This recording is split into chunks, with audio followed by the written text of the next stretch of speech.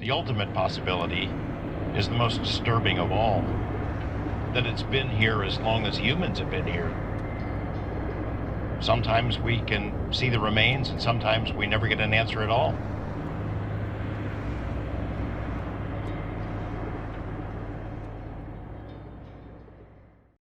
Hey, Tumors, welcome back to another episode of the MindCancer podcast with me, Makola, Taylor, Howdy, and Christian. So, And before we start, I want to thank everyone that tuned into the previous podcast. We didn't expect it to do as well as it did in the way we strayed off from normal. This is kind of where we want to head with the rest of it. We have a lot of cases we want to get into.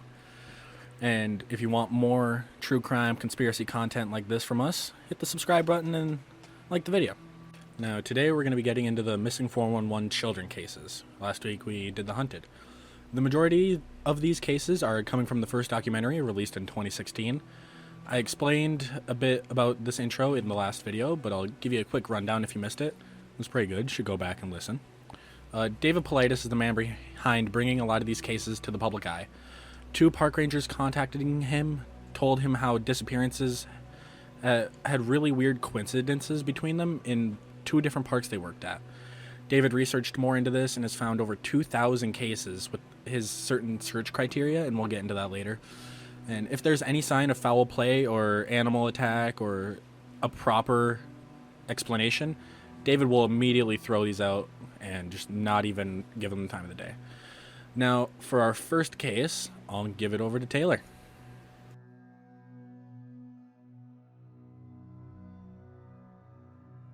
alright, so on July 23rd, 2015, in Cleveland, Tennessee, the day before his 19th birthday, Joseph Lloyd Keller, him and his friends Colin Gwaltney and Christian Fensner went down to his uncle's ranch in the San Juan Mountains.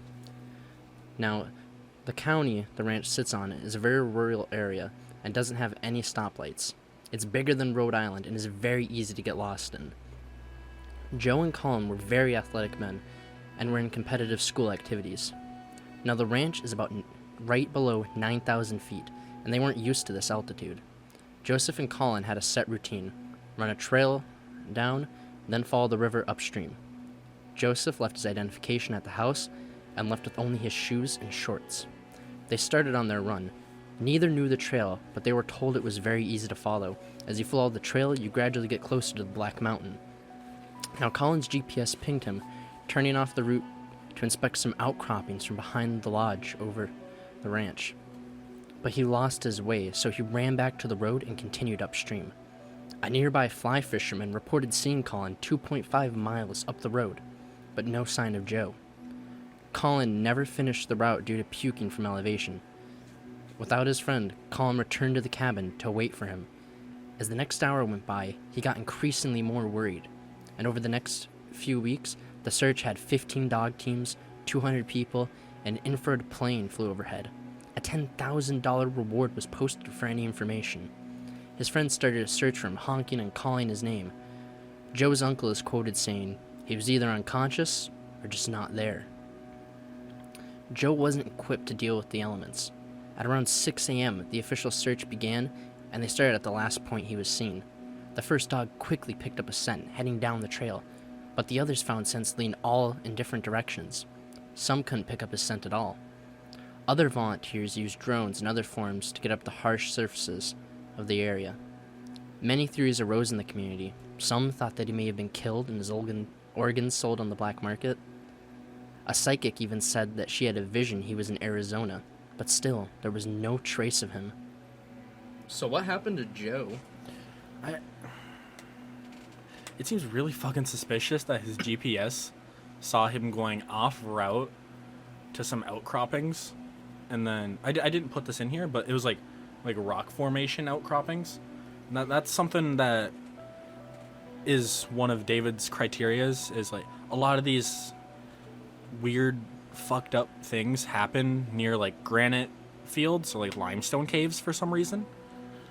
And so he went out of his way to go to the rock formations. Seems really fucking weird, since they were trying to make a routine of just trail, stream, home. No, it's weird, because like if they had a routine, that means they've done it before. They have it down. These are athletic guys. It's not like they got lost. They were in college track and field and stuff. Yeah, so it's it just weird. seems like somebody just nabbed him. Yeah, he just got Somebody plucked nabbed up him. by the earth. But then, why? Why no sign of him? No, when you're running or doing something with a friend, don't you run side by side or within viewing distance of each Yeah, other? you would think. And why did No, he because wasn't it at that point that his friend had went back to the cabin already? Yeah, his friend got sick, but His still, friend went back to the cabin alone. Yeah, alone, Because- without him. Why were Because they the separate fly anyways? fisherman said that he saw him running, Mm-hmm.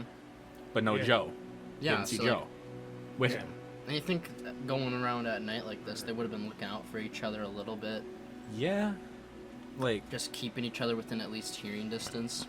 and I don't want to speculate that he just went and killed him in the boulder fields, because they would have picked up the scent or found him or. You think the first thing police would have done was interrogate him, DNA, check him. Yeah, I bet he was probably the First prime suspect yeah, right prime away. suspect right away. And they would have interviewed the fly fisher too. They just probably to see, did. Yeah, I to just see if he was involved. I don't get how it was he just went back to the cabin alone. You know what bugs me? This happened only 13 days after another case we have. Same year, Yeah. but only 13 days later. It's these cases, they always seem to happen in clusters. Like our previous one, last episode, the disappearance that happened the day a different search ended, only 40 miles away. Yeah. Mm-hmm. Shit's so fucking suspicious. It It's is. just weird, but there's no explanation to it. And I get the whole oh, they were weren't used to the elevation, so the friend got sick. But it's if the friend got sick, who's to say that Joseph didn't get sick also and probably would have been going back home too? He should have only been a few minutes behind him. If this was a routine kind of jog that they had planned out, I'm sure they almost had it timed out too and knew the distance. Their runners. And then in the thing I read about this, it's a distinct ass path. You're not getting lost if you stay on Yeah. path. Mm-hmm. You go on path, and you make it back.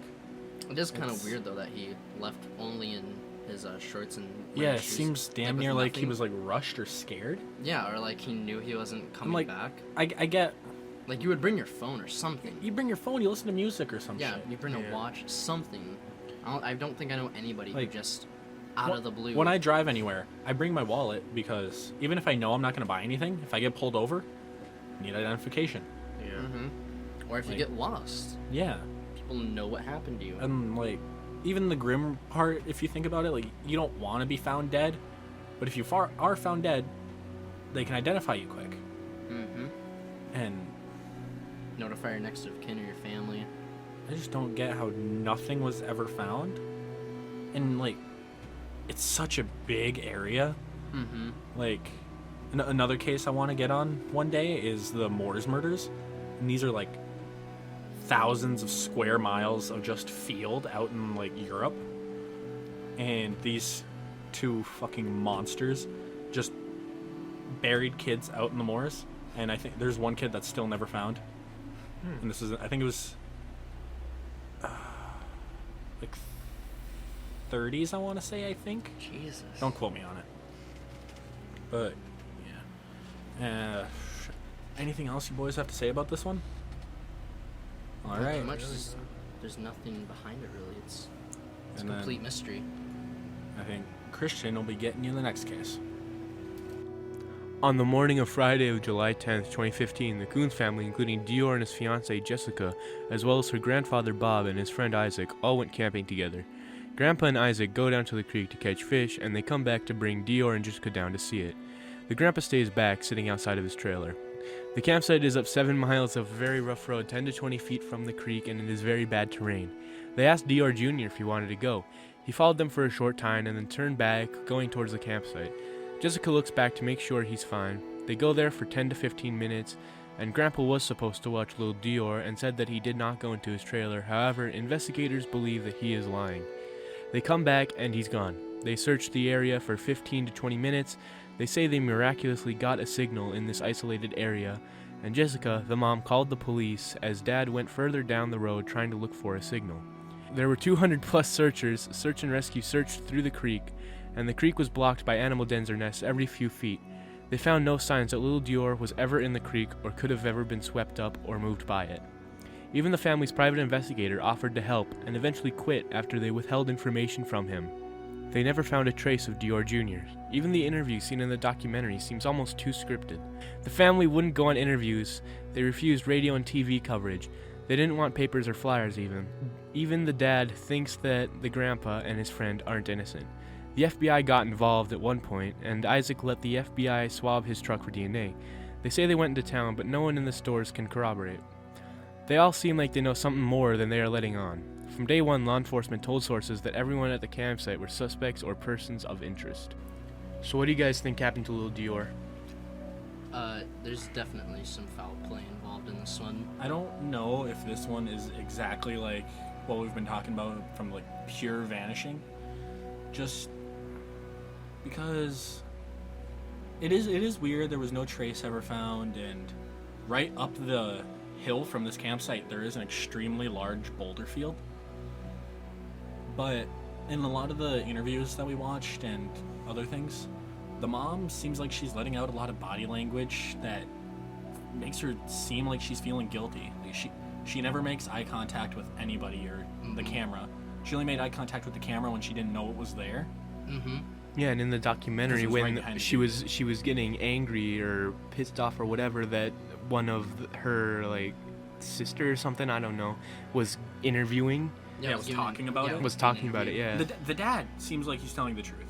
He was Yeah. fine with it. He was telling him like, "Hey, I want to know what happened to my little boy. I'm trying everything I can." Like, Yeah, there's actual desperation he and understood her. emotion in his voice. He said like, "Oh no, you didn't do nothing wrong. She's just pissed off." And Yeah, I mean, and what bothers me too is the grandpa's friend, Isaac. Like, this dude, he refused to answer any questions, and he has a prior sex crime conviction. And then when the grandpa was interviewed about what happened, he's heard chuckling. And Yeah. it's just the most cursed shit ever. Here, Yeah. we'll pull it up. It's legit awful. I don't. I really don't know what happened to little Dior in my heart or nothing else. Do you know where little Dior is? No, I don't. It's like, imagine laughing about your grandchild going missing. yeah, they ask him, "Oh, what do you think happened to him?" I don't know. Like, dude, what the fuck? And Yeah. another really weird thing too is that this area was near a super large boulder field that was like right above where he had gone missing. And it's just weird because so many of these cases have the like boulder fields, the granite fields, or the caves. I think is it Yosemite that has the most missing people? I think Ever? so. Yeah. And it also has the world's largest thing for granite. Yeah. A little fucking odd. Yeah, and it's like there's no way that this was abduction because the family was there. It's like an isolated campground. Unless someone followed them, trailed them, was able to get in there unseen by grandpa or anyone, unheard. No evidence that they were even there. No footprints, no nothing. No scent. Because they had people searching out there almost immediately. Yeah. And also, how did mom get a signal right away somehow? Yeah, that was not. I really don't know. And what's really weird is that, Dude, I can barely get a fucking signal in town half the time. yeah. What bothers me is like the stuff about how, the grandpa and Isaac, this was their favorite spot. This is a place they went to all the time, which means if it was premeditated. And even how dad said that he doesn't trust that they had nothing to do yeah, with the it. dad Yeah. doesn't even trust them. And The fact that when Isaac was, he never searched for the boy at all. Nope, He he was never just like searched. he just didn't care really. No. And then, the morning after he went missing, he said that night before had been the best night of rest he had ever. Yeah, And- a little fucking weird. yeah, and the That's parents just- had never met him before. that's They just- had no clue who he was. They just trust him because of the grandpa's friend. Yep. It's like, who's to say grandpa and, Isaac didn't conspire at all? That's maybe they're the ones who picked this camping spot. You know what I mean? Probably. Yeah, and And then they were there first. Say they were setting up some shit. And then, we'll make a little, what is it? We'll say how we weren't involved with it because we were down by the creek and we didn't have time to set anything up. We caught fish. Like, Alright, and it's just super fucked. And then they said nobody really had too much against them. Yeah, they said So- like they had no enemies. Yeah. What's weird though is Jessica. Like, there's so much off about her. Now, don't be going after anybody, but it's just Don't all Do theories. a witch hunt and harass anyone. Yeah, this is all theories and theorizing. But But in my point of view, the other thing is they never went on news interviews. They never put out flyers. Like, I get people being harsh on the internet, but I wouldn't fucking care if it meant finding my kid. yeah, I would get as much coverage as I could. Like, dude, that's the first fucking thing. Yeah, put me on the news. Put Get flyers. CNN, Put flyers in all the stores around town on poles. milk cartons, everything. Yeah, and they were offered that possibility several Yeah. times. And then They they- didn't do anything. Withheld information from the private investigator that offered to help them. Yeah, he volunteered. He was working for the family, but he had volunteered and was doing it for free, and even had a reward posted up himself. And he Yeah. just said, "Be honest with me, and I'll stay." And they And weren't. they They weren't. withheld information. And Jessica, dude, I mean the mom, she apparently, according to other people's testimonies, didn't like kids too much. She had 2 kids from a previous marriage. She forgot him at daycare sometimes. Yep. Just seemed kind of neglectful. She had her tubes tied. I'm not saying that's any way a sign of guilt. Just another thing that you can think about. Is she didn't want any more kids, so it kind of makes you wonder if she even wanted little Dior. And like, okay, so this case happened only months before this thing started filming, Mm-hmm. and so she never shows any sign of emotion really. She does one thing where like, oh, we're looking for him. We've spent a lot of time looking, and that's about it. She Yeah.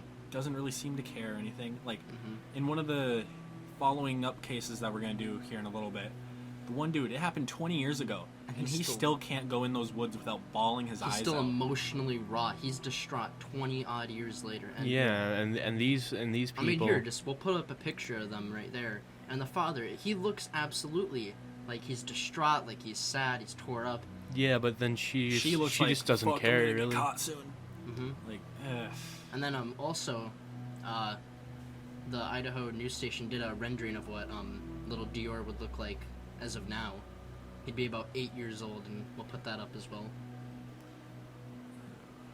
But yeah, it's just, this is one big case that it's a mystery, but there's absolutely people that could be involved in it. I don't think it's the plucked out of nowhere like No. the rest of them. I do think this is something, and I can't knock Politis for taking this one on, because it is weird, and it was while they were starting to film this. there But were- he didn't have much time to research all of it, Mm-hmm. and a lot of this stuff came out after. Yep, But a lot of it came out after. It does seem And- like some sort of foul play. Even what that one guy said on the documentary, where they're getting him out in the town, and he's like, "Oh, you hear about this case?" And he's like, "Oh yeah, the parents killed him. Duh, everybody knows that." I mean, here we can show the audio, or play the audio for that. You want the newspaper? What are you doing? Working on a documentary for about a little kid that went missing in Lador. Well, the parents killed him. Duh. You know about the case? I know about it. Guess what? He didn't wander off and disappear. All right, our next case is Bobby Bizup, age 10. And on August 15th, 1958, in Colorado, near the Rocky Mountains, Bobby Bizup went missing. Bobby was a hearing impaired boy. He wore a hearing aid and was attending a church camp at St. Catherine's Chapel. The chapel was founded by Joseph Pacitti in 1935 on the site where a meteor struck. They saw where it struck and just built a church right on the rock. A lot of kids attended this camp throughout the years, with no incidents occurring like this ever. Kids went on hikes, made skits, sang songs, had a good time at church camp. And around 6 p.m., Bobby was down by the creek fishing, and a counselor came to tell him it was time to come back for dinner. And this was a just solid downhill path. And as he started to leave, he looked back and Bobby was gone. Following a 9-day search, the officials had no clue how Bobby went missing. They dropped leaflets all over a 2,000 square miles area during their 9-day search. And after over a year, a few searchers walked through a boulder field in a ravine and found a hearing aid and shreds of clothing. This was in the ravine that was searched 3 times already. Nobody knows why Bobby would be found here, since just downhill is dinner and easy hike, straight to go on path, and this isn't even close to that.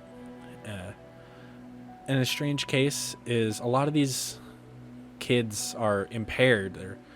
They have like a mental disability, learning impairment, something like that. And to this day, there is no explanation for what happened to Bobby Bishop. Okay. All right, boys, what do we think happened to this boy?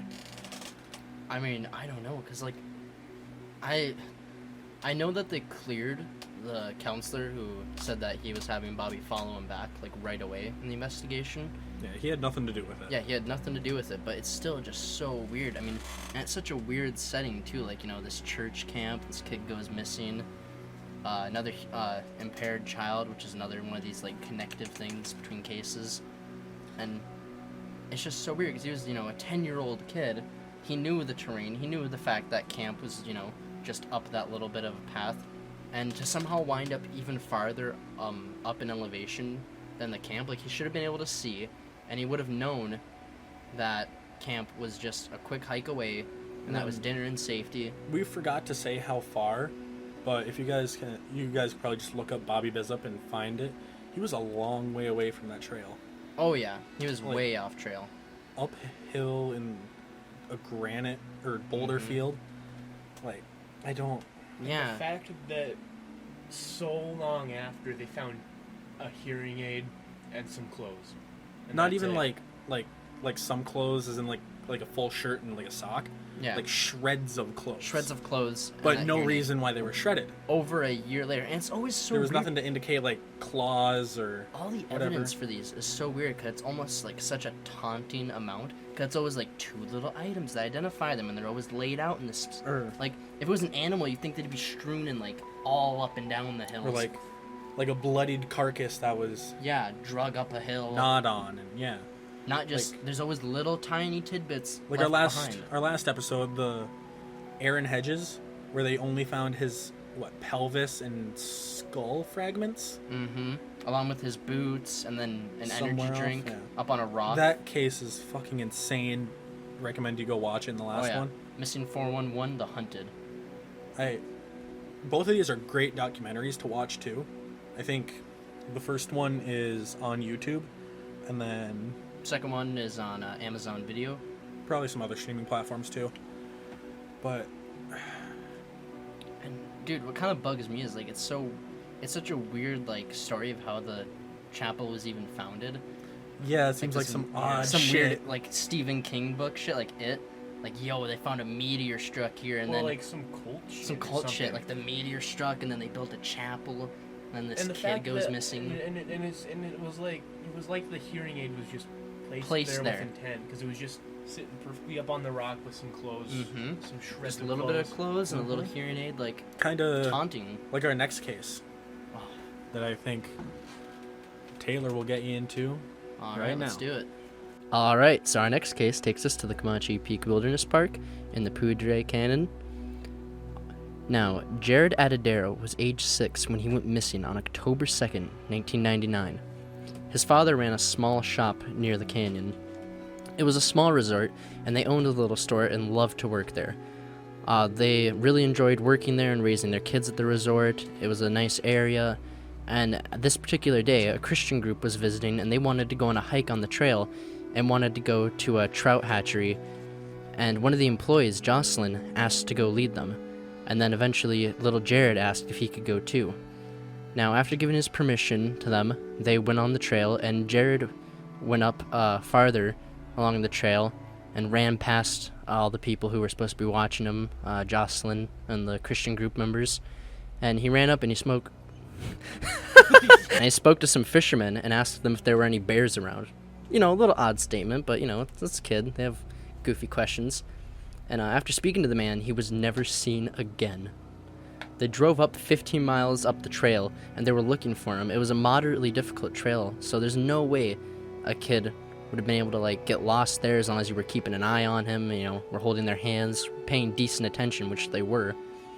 They started to spread out as they walked further on, and then one adult was way far out and ahead of them and said Jared had ran past them, but then they had lost track of him in about 20 minutes time span, and they kept looking and looking for him, and then they ended up going and telling the father, after he had dozed off watching a football game, the news, and he immediately drove out trying to find him.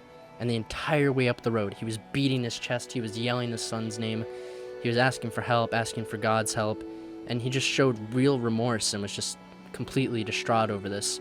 And he drove up that road, he said, twice as fast as anybody should. And when he got out of his truck, he was just yelling and screaming Jared's name. He was desperately calling for him in the woods.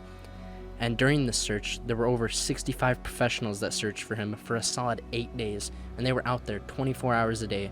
Most of these searchers did some night searching once in a while, but there was at least always a few out there searching for him all day.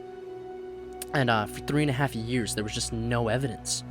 But eventually, some of the searchers had hiked the trail, and they were looking through, and they went off trail a little bit, and they walked right into his clothes, over 600 feet up. Now, there's no way he could have climbed up there by himself in this terrain. His skull cap was there along with his tooth, and then his clothes were found on top of a log that just seemingly placed there, almost intelligently. And the canine alerts would go up there, and they would never find anything before this was found. I mean, the dogs totally should have alerted them if this was here before, in that 3-year time stretch. And one survivalist expert, Les Stroud, he even said that whatever's going on with these cases is just completely beyond our understanding. The investigators believe that it could have been a mountain lion attack, but most investigators said that if it was a mountain lion attack, then his clothes should have been buried, or his bones should have been buried, some kind of, dug into something, covered up. His clothes, they showed no DNA, no blood, no hairs, some tears, but no cuts by his stomach where they should be if a lion would attack. They were instead by his arm, and there were just no tears where they should have been, according to the expert. And his shoes weren't there for those 3.5-year time span. They were just also found there later. And what's really weird is that his shoes, they would have had dirt marks if he had been dragged up the hill by a mountain lion like they had suggested, or they would have fallen off.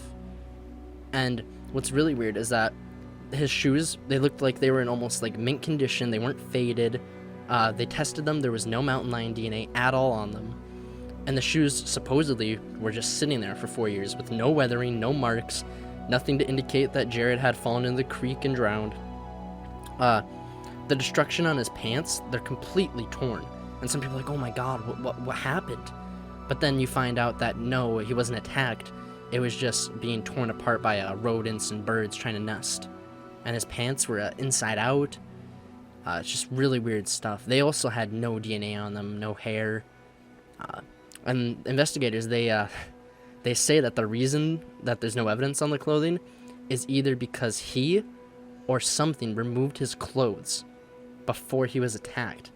But then that doesn't explain what would happen and why would he remove his clothes.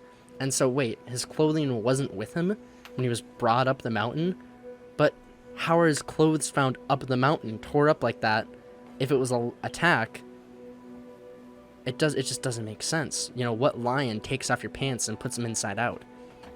And it's really strange because, the past 100 years, as of the recording of this documentary, only had 14 fatal mountain lion attacks. So that's just way too rare for this to be chalked up to be one of those cases without any real evidence. And, Jared's father, he's still tore up about this 20 years later. He rarely visits the area his son disappeared at. And still to this day, no real official reason has been given by authorities other than the mountain lion theory. Okay, so something that really bugs me is the fact that their whole mountain lion theory completely falls apart with all the evidence, and that they themselves contradict the theory. No mountain lion DNA or hair was ever found on No the clothes. hair, not even hair of like the rodents that tore up his pants or DNA of them. And it's just so weird because like there literally is no explanation for how he ended up there. In the pictures from the scene where it was just like the log, Yeah, and then there's just skull cap. Here, we'll pull Tooth. that up.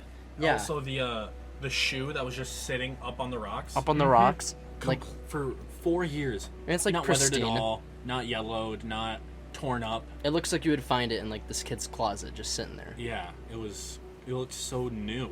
And it's totally weird because like, Jared's father, Mr. Atadero, he's still just raw, emotional, bawling over his son's disappearance, and this was 20 years ago. At the end of the documentary, he goes to the woods at the end, and he's like, "These are a beautiful place, and I just can't come here without thinking of him, though." And it's just like, to see that level of emotion that many years later, and then to compare it to Dior Kunz's mother, Jessica, like, just her coldness, it's just... She doesn't seem like she's Yeah. completely innocent. Like, don't Maybe go- she didn't murder him. Don't but- go harassing them, but, you know, we can all theorize, Yeah. and it's just crazy to look at. I mean, And then, just the extremely low amount of fatal mountain lion attacks in the past 100 years. 14. Yeah. You're literally probably more likely to just get, like, hit by a car, or get murdered, get abducted, than you are to ever get attacked by a mountain lion. For, like, Yeah. how many people go to these national parks and then 14 fatal attacks? In 100 years. You're probably more likely to get hit by lightning in the park. You are like- more likely. Yeah, and it's just it's such a rare occurrence, and to just shoehorn it in and say that that's what happened And just then his doesn't work. pants are inside out. Inside out, and then they say that And it's like mountain lions aren't gonna be like, oh, let's make sure there's no blood. I don't want them to find me. Let's tidy this place up. Let's take his clothes off. Put him on this log over here. Okay, the mountain lion poured some bleach, and what's really weird is the fact that they're like, oh, maybe he took his clothes off, or someone else took his clothes off before he was drug up. But then how do you The fuck explain does that mean what does then? that mean? And then how does that explain how his tours are tore up? Because you say that the clothes are like tore up because they were dragged. And the dad says if he was carried uphill, there would be marks on the backs or front of his shoes. Yeah, And experts there are told none. the father that there'd be marks on his shoes if he was dragged up. If he was dragged face down, the shoes would have fallen off. They didn't. They were placed. And it's just... That's one thing about these. It's little tidbits of evidence that identify these people clearly. Another throwback to the Aaron Hedges case. His boots didn't fall off. They were neatly Placed. just sitting side by side. Yeah, on like, what is doing this? there you go. It's Yeah, like... It's really weird because if this is some kind of group or someone doing this, they do have an MO. Because these are very similar. But then again, how do you explain how someone could pull it off? like even just no dogs finding a scent, or sometimes the dogs stop because they don't want to continue Yeah.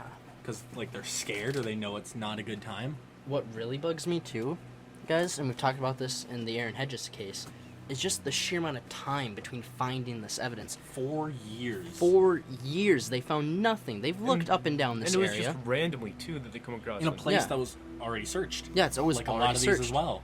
They already searched an area, and then 4 years later, like what, just randomly And spawns there or something? This was the one where the guys who found this and reported it, they were two experienced, very well-equipped hikers who said they had trouble getting up to Getting where up that to was. it. And it's like, what, So are they going to there's say no way Jared this got up there? kid, 2 years old, fucking got up there. No, there's and no way knew he how got at up all. there, and there's no way that the mountain lion brought him there. No. So it's just, how do you explain? And I don't know if it was the dad or one of the forensic guys in the documentary said that mountain lions, they go for the throat and the stomach. Why would his arms be tore up? There was no blood on No the blood. jacket at all. The jacket wasn't The torn up by jacket wasn't rodents. torn up at all. The There jacket was no intact. blood, no DNA from mountain lion. Yeah. Nothing on that. And it's like, there's no clear evidence of anything really happening to him other than this kid just dying. Getting scooped out of the dimension somehow. I have no idea. Exactly, and it's just the evidence that was left behind of him. It bugs me so much. Like the shoe, the clothes, just And how he was left there. I know we covered it again in the last episode, but I don't know if we said it yet. National parks are not required to keep a list on missing people at all. Yep, they're not required. And then when I think it was Politis tried to get the list of missing people, they said it didn't exist. Yep, they said it doesn't exist, but if you want it, it's $1.4 million. But it doesn't exist. But it doesn't exist. But give us $1.4 million if you want it. Which, like, what the? Come on, who are these guys? The fucking mafia? I know every animal attack in the past 50 years, or every animal sighting in the past 50 years, that's on the list. Yeah. People's lives that ended in this park or went missing. National parks, No. federal Nowhere. property. And then a lot of these cases too have like, I don't know if it's this one. I know a case I was looking into where like the FBI, the Green Berets, like I think even like a Marine Special Force group all came in and searched. Yeah. Though they aren't supposed to look for missing people No. on U.S. soil at Yeah. all. It's like, what is going on where you need that level of people looking for these random kids? And they didn't call them in. Or adults. They just came. Yeah, it's like, it's so weird. So fucking And suspicious. like some people try to posit like, oh, maybe like they didn't do enough searching, blah blah. But it's like, Dude. all these searches usually involve a lot of people, a lot of trained people, and a lot of money pumped into them. Like, and they still get barely any results. That first case we covered, Joseph, his friends started a GoFundMe for that infrared plane, and that got a lot of traction, and they actually got that like up. Even that couldn't find him. Exactly, which like the infrared plane can't find him. Like what? Like seriously, That means what he's just happened? not there. Exactly. And it's so strange. And as we'll see in the later cases, there's so many more like this. And all right, we're gonna go into that next case, and we'll see you there, Tumors. Samuel Bulkey went missing on October 6, 2006 at Crater Lake National Park. Samuel was 8 years old, and he was visiting the lake with his dad, staying at the Diamond Resort. Samuel had autism, which alone might mean nothing, but given the context of the other cases involving children with impairments and developmental disorders, this makes this case even more compelling. Samuel and his father were walking up a trail when Samuel started to throw rocks at a cyclist. His dad told him to knock it off, and then he ran the other direction of his father and vanished. Temperatures at night easily get to below 0 degrees, and they get 2 feet of snow the next day. 174 people from different agencies and helicopters and dogs were out searching for him. The last known sighting of Samuel was the path near the ridge, and the strongest theory is that in the woods his body got covered by snow, and he later became a victim to an animal. Samuel's father doesn't believe enough was done to find his son. To this day, there has been no evidence found of Samuel Bulkey. So, what do you think happened to this dude? I think that He just went into the woods and he's gone. I don't like keeping or continuously referring back to last episode, but really good. You should watch it. absolutely. But the one case that we had where the guy jumped out of the truck, the fog rolled in, and he was just never seen again. Yeah, but there was no fog at all. was no He just fog went here. into the woods and just was gone. But there was snow immediately afterwards. right? It's Yeah. like it just And- covered him. We didn't say with Dior, but there was a lot of rain right after he disappeared. after and he it got disappeared. hot, And yeah. it got really hot. You know, like that's another thing is like weather gets really fucked up after these cases. That's one of Politis's weird patterns, and it's so just fucking weird because like just no trace Like at all of him. and like And he was right in sight, and he just disappeared. I mean, there Yeah, were he 2 just people that saw ran, him. gone, done. Yeah. Never seen from Exactly. again. I mean, and they had people looking for him. They had different agencies. I mean, I get the father's frustration, but like, what really more could have been done? Because there's just no evidence. They found nothing on him. Yeah, he was just They gone. found nothing on Samuel. And that's extremely weird, because that makes you think, are we in that weird period before, like, evidence gets found, and then maybe, like, 3 years from now, they'll find, his skull cap, or fragments of his skull, or his pelvis, like, Yeah. it's extremely, extremely weird. And the fact that no evidence is found as of now, which could support, again, like, there's no evidence there until later, And when it's placed there when it's placed there. for random hikers to find or something. Mhm. Yeah. But at that point, are there any hiking trails? I don't think there are. I No, think this he was was just a- he was just up on a ridge. It was sort of. It was a park because there was a really nice lake. Crater Yeah, Lake. that Crater this Lake. road was around. Yeah, Crater Lake. And so But I don't think there were any hiking trails there. He was just like up at on least like not a where hill. he went. Yeah, Yeah. He was just just on the like road up on a and just hill. ran This and forest. And what motivated him to do that? I mean, like, we don't know how, where on the spectrum he was, but assuming that he was, like, high-functioningly autistic, then what would have motivated him to just run off like that, away from his father, and to maybe not even call out to him? And I don't think he would have continuously just run and run and run ran. and He run. probably would have turned back at some point. Granted, if he turned back and got lost, he would have probably walked in circles a bit, but still, he would be somewhere nearby. I don't think he would have moved far. He wouldn't have moved far enough to where search teams never found him. Or almost 200 people saw no trace of him. Yeah. Come on. And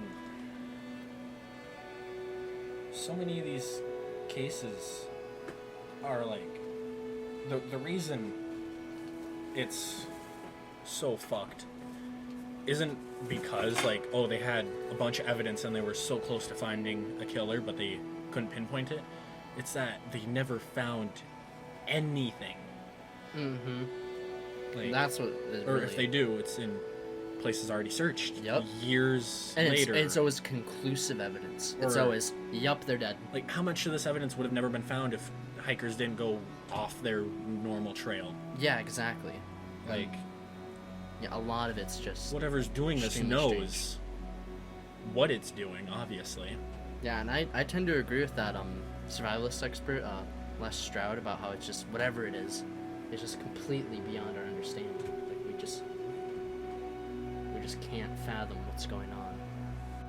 All right, boys, our last case here is Keith Parkins. And on April 10th, 1952, in Ritter, Oregon, Keith Parkins, a 2-year-old boy, went missing from his home. He lived on a ranch, nice little rural ranch life, and he had siblings, but they were all around the barn playing games and seeing the new calf, and their mother called for lunchtime, and all the other kids came up, and Keith didn't for some reason. When she inquired on where he was, his siblings just said he was right around the barn, and she just said, "Oh, let's go get him quick." And they went to look for him. He wasn't there. He was nowhere to be found. They started searching immediately, and they knew how to search and went within speaking distance of each other, never getting too far out of sight in case of any of them going missing as well. And eventually there were 200 people out there all looking for Keith, and eventually they found some of his footprints in the dirt, and it was over 3 miles from his house. And then 5 more miles was where his body was found in the snow, nose down. And over an 8-mile journey for a 2-year-old, and that's just as the crow flies. It's more closely to a 12-mile journey. And that extremely dangerous terrain, and some of his clothes were torn from going through a barbed wire fence, and he traveled during the night, and one of the guys that went out there said it's damn near pitch black. Like, you cannot see, you cannot make your way around and actually get to where you want to out there. And his father, while they were searching, was 100 yards from him, ran over, picked him up. He was gone for 19 hours, and he picked him up, and he was alive still somehow. And people even still talk to Parkins when they see him about how they searched for him, or how they were happy when they found him, and he still has his clothes and other stuff from when he went missing, if we can show it here. This is the cap that I wore, and it's got little earmuffs on them. And it's my little cap. And this here is one of my shoes that I had on. This is my jacket that I was carrying with me. I took it off for whatever reason, and I was carrying my cap in my coat in my hand. When I had alongside me as I was laying prone on the ground, I had that in my hand. This here is my shirt that I had. And then, as you can see on my bib overalls, you can see the tears on them where I caught it in the fence, trying to go through the fence and stuff. And it tore I've got a tear in the back where the barbed wires caught it and tore it. How can a 12 or 2-year-old walk over 12 miles in only 19 hours over extremely rugged terrain and the pitch black. And then he's alive somehow with minimal injuries, only frostbite on his hands and feet. And even Keith has no memory of what happened to him. Still a mystery to this day. All right, boys. So what do we think's happening in our national parks? I don't know. I mean, there's so many things that it could be, especially between the other documentary, The Hunted. Like, there's some things that could be. There's something that this could be. We covered a lot of our theories in the last one. If you want to hear us go more in depth on that, check it out. Support the channel. Give it a thumbs up.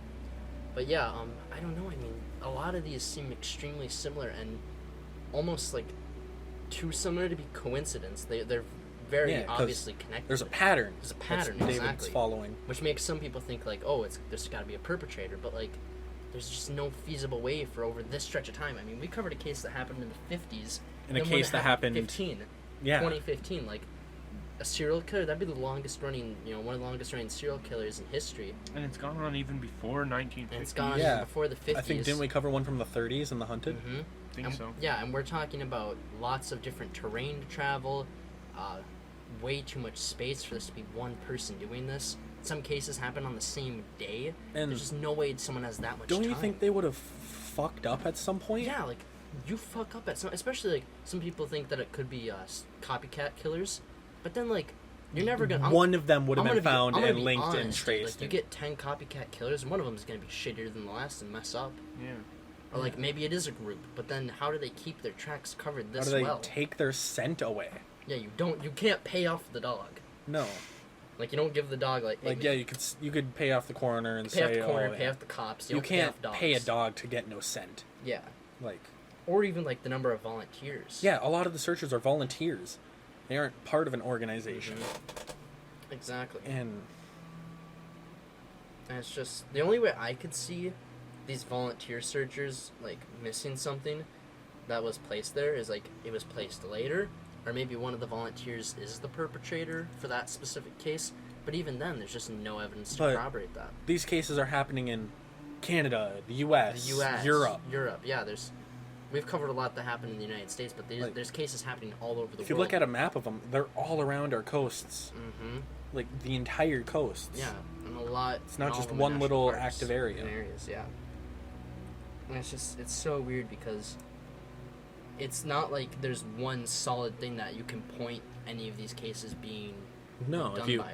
If you have a theory that works well for one case, it's completely dismantled by another. Exactly. Like one of our former cases in the previous episode we did, Missing 411 The Hunted, Jan, her encounter, which I said was almost like an alien kind of encounter, or like the one about Bigfoot. It's like there's no kind of connection between these that...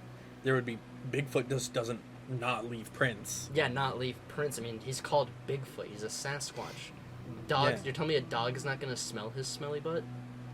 Like, these are big, hairy beasts, dude, if they exist. There's, like, somehow all these agencies never find a trace, or if they do, how long the span of time is. Mm-hmm. And these are well-funded agencies too. Like, the fucking FBI has helped on a bunch. Yeah. Why also, have they helped? Yeah, why has the FBI helped? They've never been called in. They always come in. Hey, you want us? You want the FBI to help you? Come on. Yeah. Come on. We'll swab your truck. Yeah. Like, what the fuck? And then no follow-ups from them ever. And like a big thing that bugs me with these is how, okay, yeah, this is federal land. Why haven't more people petitioned for the federal government to keep a list of people that go missing in our parks? I know one lady tried to make a database for that, and I think only like 12% of missing cases were actually reported to it.